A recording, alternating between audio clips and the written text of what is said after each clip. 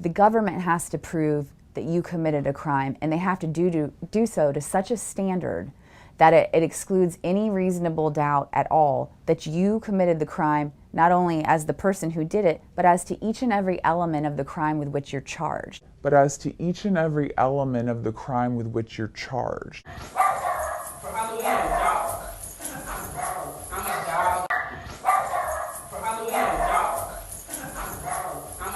It was Tim and Jonjolyn Savage, who've been at the centre of the campaign against R.Kelly, who warned Faith about getting a blood test. I had been in contact with the Savages, and Mr. Savage, he was like, I just want to let you know R.Kelly has an STD. So I went back and I got a blood test, and it came back positive.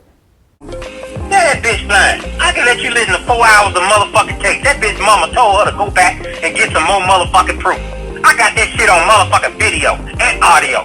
I just trying to hold that shit because my daughter's in a situation. I got that bitch saying that on goddamn tape, video and audio. You can see her goddamn face saying this shit. Faith Rogers and her ex-best friend, Summer Bunny, aka Cardi B's husband Offset's ex-side chick. Okay, so Faith Rogers and Summer Bunny are friends and have been since they were little children. They were friends up until recently. Just the other day on Instagram, both Faith Rogers and Summer Bunny exposed each other regarding each other's past sexual relationship with R. Kelly and rapper Offset. Both women, Faith Rogers and Summer Bunny, became known to the world for their sexual relationship with two very well-known musicians, R&B legend R. Kelly and rap sensation Offset. When it comes to Faith Rogers' relationship with R. Kelly, Faith Rogers, along with her lawyer Gloria Allred, she alleges that R. Kelly abused her, whereas her best friend Summer Bunny was sexually involved with Cardi B's husband, Offset, just as his side chick. Now, both girls, being best friends growing up together, being sexually involved with two very well-known celebrities, feeling like it looks like two friends got together and possibly plotted against these two celebrities. That Summer Bunny was living with Faith Rogers and her mother, and they often refer to each other as sisters. But when Faith Rogers came out and accused R. Kelly of infecting her with herpes, Summer Bunny and Faith Rogers had to distance themselves from each other so that they won't be linked as two girls who look like they're setting up celebrities. These pictures of them together, along with other videos on Instagram, have been deleted just the other day. Summer Bunny posted on her Instagram just the other day, and she said, "These R. Kelly hoes be lying and want money." And some of these hoes' moms was dressing them up to go see him. Now, Summer Bunny didn't say anyone's name, but apparently Faith Rogers feels that she was talking about her. So she went on her Instagram story and she went off. The ones that don't tell me to stop, eat thick, swallow the cum, and they know how to pop. I need a project, bitch, a hood rat, bitch, one that don't give a fuck and say she cook that bitch. She a don't get with it, she go I believe that she know how to moan it with it. Open the lid and squeeze a nigga like she want me in it. Now turn around. I did lie about my age and tell him that I was 19. Yeah, right there. Rod paid me. There it is. It tells you right there. Can you see it? I don't know if you can see it, but it tells you that he paid me $50,000 right there, and it was a receipt for him paying. He was paying $50,000 every other month to me, and then he ended up having to, had whatever, and he ended up paying $5,000 a month. No, people like us are licks for these girls now. I mean, we're targets on every level, and half the time they'll set up a charge just for us to settle out, just so we don't deal with the embarrassment or go through the process of fighting it, because once you get that stigma, it's on you, whether you're innocent or guilty.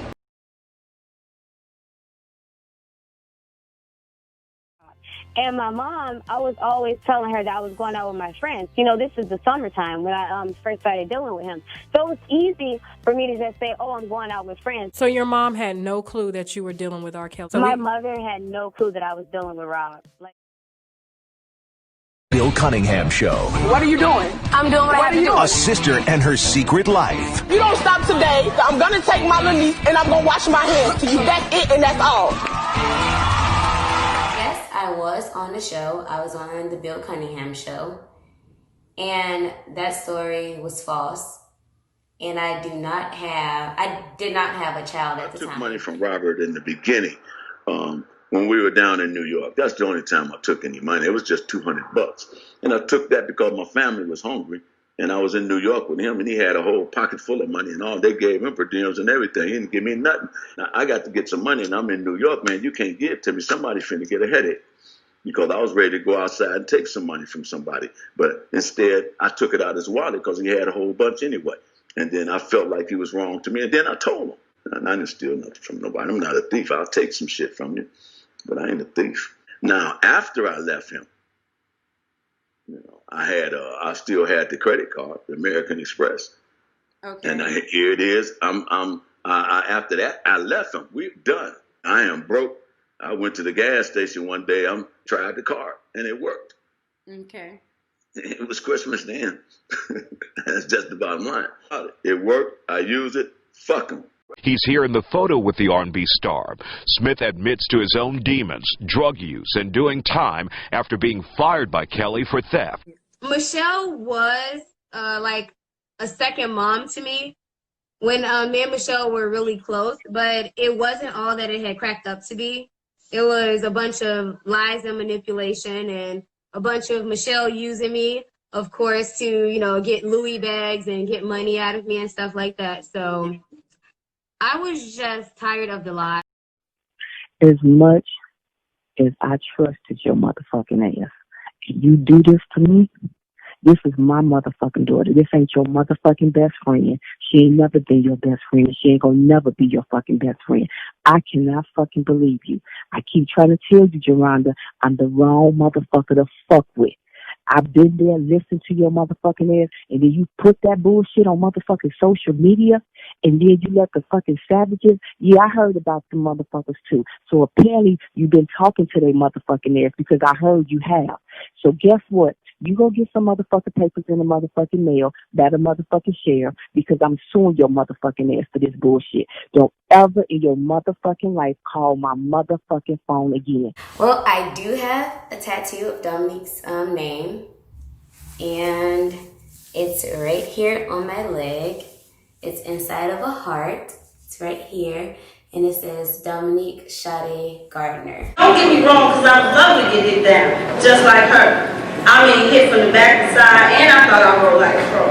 But I didn't want myself to be a black hole because I was far from being old. But I thought that shit was cool, just like you. But who could I blame? Was it my mama's fault for not putting me up on game? Or was it society making me feel like I had to fuck whoever said hi to me? May 23rd, 1996. I mean, it slowed me down for a second, but I was tripping out there badly in the fix. I couldn't let my addiction get neglected. I just couldn't stop sucking dicks because I was sucking fast like I was intoxicated. Because the nut was like a drink and I was inebriated, meaning never sober. But I had to wake up though. And not because I was tired of being that slut though, but because she had reminded me of me. You know how those other sluts used to be. You supposed to be her first love. So something must have happened. Something must have happened for her to not want to come home and leave home. You know what happened? It's called a penis. What happened to you? What? It's called a penis. It's the same thing what happened with you if you have children and anybody else that followed me on it. It's called a woman. Hold on, listen to me. It's called a woman become a young girl who thinks they became a woman by being sexed by an older man. That's what it becomes. No, that ain't right. My daughter always wanted breasts. So I know that was a thing that she was going to always get later on in her life because she always had that one insecurity about her. Right. Have enhancements that make her happy, then she was going to get them with or without him, I believe. Yeah. I don't think it would be extreme, but again, they became young women. Team Truth is Team Lies. And what is going on with Mr. Clarence? So you can go on with your Team Truth and it's Team Lies. So I advise you to check your family and watch that disrespect that come out about the clerks. And that's all I'm gonna say to you, bro. I don't get into none of that other shit. I'm not saying nothing else. You don't have to call me, none of that. But I'm gonna tell you like this, keep my name out your mouth. My name on some shit that you put me in. So don't fucking ever tell nobody, oh, I better stay low and stay out of it because I'm worried. Nigga, I ain't worried about shit. I need to get off 10, 15 pounds. I can do 30 days or whatever the fuck come to me. You better ask yourself, can you, when you run around here going to these motherfucking courthouses and lying on people? Just went out and said that I slept with R.Kelly twice. That's BS. You know what? You have to. That is BS. So if he can come up with a lie like that on me, bro, check your wife, man. Check your wife, because she's really loose and will not stop. If it's something we need to have a conversation, then stop calling everybody else and call me. Y'all got my number. My number don't change. Why in the hell would you call and keep getting third-party information instead of calling me? This is what I'm telling you, why y'all like this messy shit. Shanti motherfucking boyfriend ain't lied, nigga. Y'all was over there because you told me the time y'all was over there cooking out and all this shit. I told you from day one I ain't like her, I ain't trust her, and she a lying motherfucker. But I got her scoop. Oh, I do know who she is. I do know her play in this now. Oh yeah, I do know that.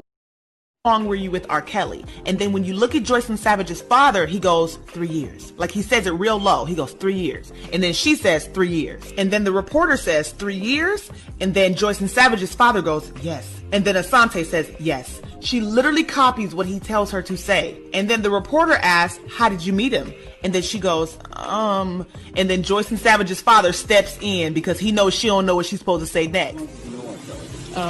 3 years. Yes. How long did you know R. Kelly? 3 years. Yes. How long did you know R. Kelly? 3 years. Yes. How'd you meet him? We're gonna step in for a minute. Man, I'm just tired of this shit, bro. And I'm tired of all these fucking, every time I look up, I see these Lifetime goddamn girls. I mean, these girls that Lifetime support on fucking websites and on fucking panels talking. And it's so understand this, Kitty Jones. Understand this, you lying mother, MFer, Ashante McGee. You know you're not a queen, you're a liar. So don't sit on TV and keep trying to promote your little jabs and keep adding my daughter in like you was around, you witnessed this, you didn't do shit, you're a lying ass. Got the right one, and you already know it. You better keep my daughter's name out your mouth. But as to each and every element of the crime with which you're charged, it's a high standard, but it's the government's burden to prove that you committed the crime, not your burden to prove that you did or did not.